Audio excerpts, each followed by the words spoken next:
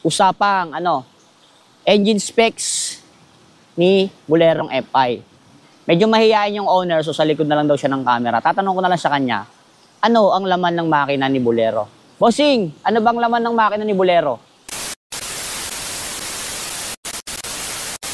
So, sa pangarepa, Boss Alvin niya pala, no? Siyempre, medyo mainit-init ngayon yung unit ni Bolerong FI. Marami nagtatanong, marami nagko-comment, may mga nag-PPM, ano ba yung laman ni Bolerong FI? Siyempre, hindi naman kami madamot sa Team Bolerong FI. Bibigay namin sa inyo yung hinihingi nyo, yung specs, and then yung build. Siyempre, importante sa lahat. Ano ba yung engine ni Bolero? Kasama yun sa topic natin ngayong umaga. Siyempre, kasama natin yung owner, Ayan ang team. Yan, Jang side. Ano si Bossing? Andito kami ngayon. Nag-enjoy pa kami, hindi pa kami mabalik ng Luzon. Nagbabakasyon pa kami dito sa Southern Leyte. Nasa resort kami. Ito na yung celebration namin doon sa nakaraang laro. So, tara, pag-usapan natin itong unit na to. Ayan, si Bolerong FI. Kung napapansin nyo, parang more on stock parts lang siya, no? Ito kasi yung tinatawag natin na NGO Rules Non-Pro. Ayan. Sa NGO Rules Non-Pro kasi meron silang mga specific na rules. So, ito is Non-Pro ng NGO. Ayan, naka-stock master. Ayan. Stock clutch lever. Sa cable, more on stock lang din. Tapos mga CNC bolts. Pero pwede kang maglagay ng ng mga alloy parts. So, kung ikaw nagpaplano magbuo ng NGO Rules Non-Pro, ito na yung pinakang best example na pwede mong gayahin. Hindi naman asin gayang-gaya pati kulay. Kumbaga, ito yung magiging idea mo, magiging pattern mo pag nagbuo ka ng NGO Rules na Non-Pro sa RFI. Ayan. Straight row 1 siya, straight row 1 yung pyesa niya. Ayan Sa handlebar, ayan, CNC rin na T-post, TRC, ayan, mga CNC bolts. Tapos sa inner tube extension, ayan, TRC kay TRC din, kay Boss Rowan yan. Sa suspension naman sa baso or tinatawag natin na inner tube, ayan, CBT, kay Boss Rowan din yan. Then sa hub, ayan, naka-lighten tayo. Tapos, alloy din siya. Then sa rim, ayan, SS Strong. Carbon rims. Product din yan ng Rowan. Caliper natin, stock. Ayan. Isa yan sa rules ng NGO Rules Non-Pro. Stock caliper. Sa fittings natin, sa brake hose, switch lang ginamit natin. Which is, tama pa rin yan. Then sa disc, ayan, CBT disc din yan, ginamit. Ayan para nakikita nyo rin, ha? Ayan. Tapos, syempre, pag malaki tong, inner tube mo, magiging problema mo is yung fender clamp. So, may nabibili rin na fender clamp, na parang oversize, ha? Ayan. Hanap lang kayo, meron kayong mabibilan yan. Hanap lang kayo sa market o magtanong kayo sa mga seller. Tapos, dito naman sa bandang radiator, ayan, BRD radiator. Ayan. Tapos, BRD na fittings. Tapos, ito, yung pinakang rod hose niya. Ayan. Tataka kayo bakit hindi titanium radiator hose ang ginamit, no? Bawal kasi yon sa NGO Rules na Non-Pro. Bawal ang titanium parts. Alloy parts, pasok. Titanium, hindi. Tapos, chassis, stock lang. Stock lang chassis natin. Repaint lang. Then, sa cylinder head, row 1 din yan. Yan. Engine, mamaya natin pag-usapan yan. Punta tayo sa likod. Sa flat seat, ito sa flat seat, Chokchay ginamit natin, which is product din ni Boss Rowan. Buksan natin yung ilalim tol, para makita nyo. Papakita ko sa inyo yung ilalim. Kung anong gastang ginamit natin.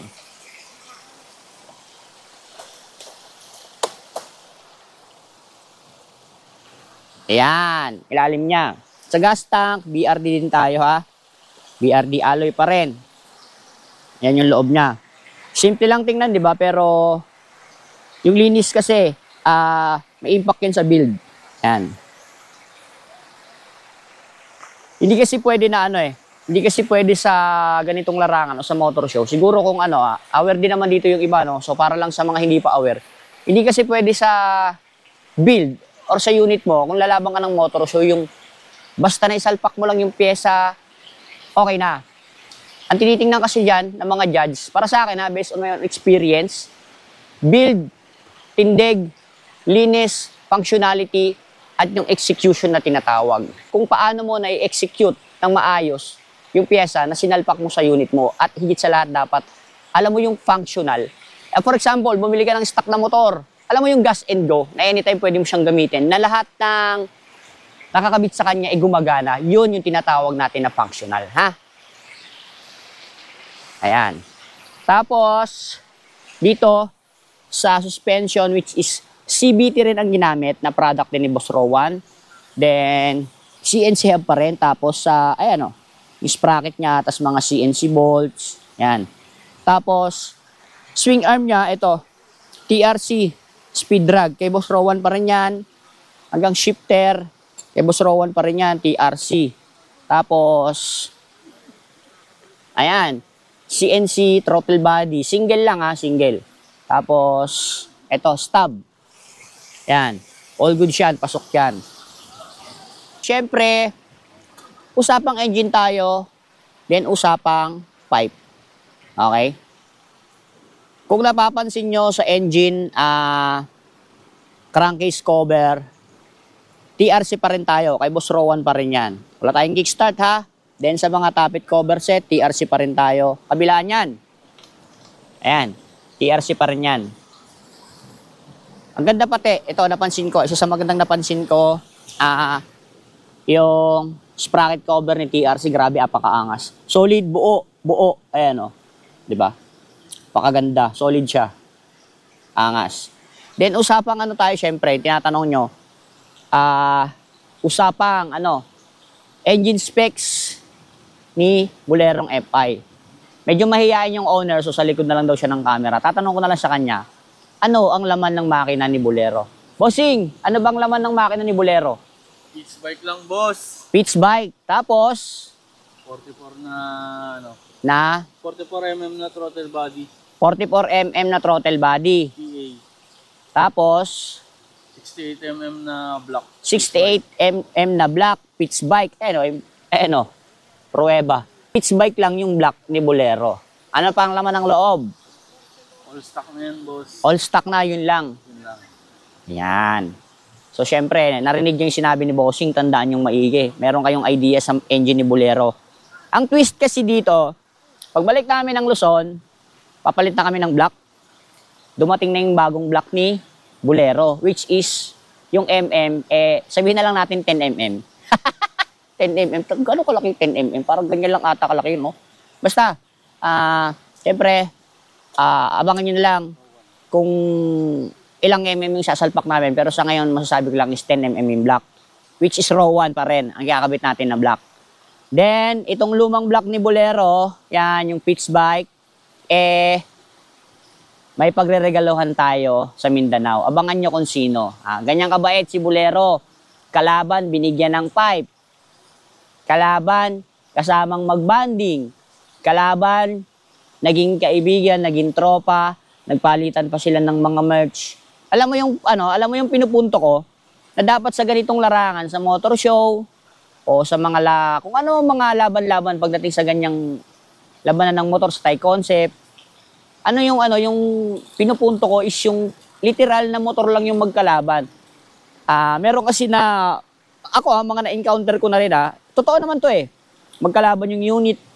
Nagiging parang personal na rin sa mga owner yung nagiging magkalaban na rin sila. Parang ang pangit. Isang kultura lang naman yung ginagalawan, isang hilig lang. Dapat, motor lang talaga yung magkakalaban din yung mga owner. Dapat, alam mo yun, mas maging magkakaibigan.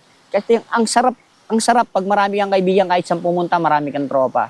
So, siguro may idea na kayo kung kanino mapupunta yung yung black ni Bolero na yan, na pitch bike. May pagbibigyan tayo niyan. Sa Mindanao.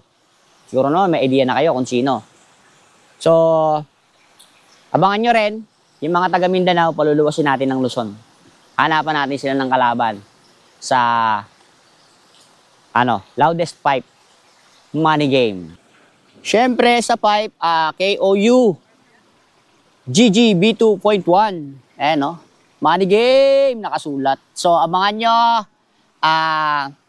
may regalo, si Boss Kier ng Rowan. kay Bolerong FI na bagong pipe. Yay! Kaabang-abang, ano kaya yon? Tapos, decals. Ayan, tatanong nyo sinong gumawa. Shoutout sa'yo. T-Pants and Decals. Alam ko, from Batangas sila eh. Ayan. Bossing, baka naman sa susunod, pag nagpagawa ko ng sticker sa'yo, babaan mo naman. Baka lang ha. Ayan, decals nila yan. Lahat. Boss T-Pants. Ayan, Boss T-Pants and Decals, big shoutout. Yung sticker ko, babaan mo naman ang singil. So, yun lang. Maraming salamat sa panonood. Sana itong unit na to nakatulong sa'yo. Nagkaroon ka ng idea. Lalo na kung ikaw magbibuild ng NGO Rolls na non-pro. So, ayun yung owner, tamang linis lang siya. Yeah. So, yun lang. Congrats sa Team Bolerong FI. So, paano? Miming muna ulit kami. Siyempre, bago ko ito tapusin, gusto ko rin muna magpasalamat sa mga naging sponsor namin sa nakaraang laban namin sa Mindanao. JRP Thailand, maraming salamat. Kay Boss Renz Mateo, Immortal Motobag, kay Sir Lucas, maraming salamat sa mga pinamigay nating pyesa at giveaway sa Mindanao. Grabe. Sobrang tong-to ay mga tao doon na appreciate nila yung maliit na bagay para sa atin. Grabe, sobrang laking bagay sa kanila. Ultimo yung tarp nakakatuwa kasi yung tarp inalagaan talaga, iningatan nila. Grabe, sobrang solid silang bigyan yung kahit magbigay ka ng maliit na bagay, simpleng bagay, na-appreciate nila, so nakakataba ng puso. So, maraming salamat sa buong organizer ng nakarang event ng Padada Motor Show. Grabe, sobrang solid yung magpa-event, disiplinado yung mga tao. Kung makita nyo naman sa unang video ko, di ba? Sobrang solid yung pa-event nila, disiplinado mga tao. Unlike din sa amin sa Luzon, grabe, ayaw magpaawat ng tao at titigis ng ulo. So, yun lang muna. Dito ko na muna tatapusin yung vlog ko. Kasama natin ang owner ng Bolerong FI, Boss Lawrence. Boss Alvin lagi nag-iiwan ng isang palala na dito sa larangan ng motor show, bawal ang iyakin!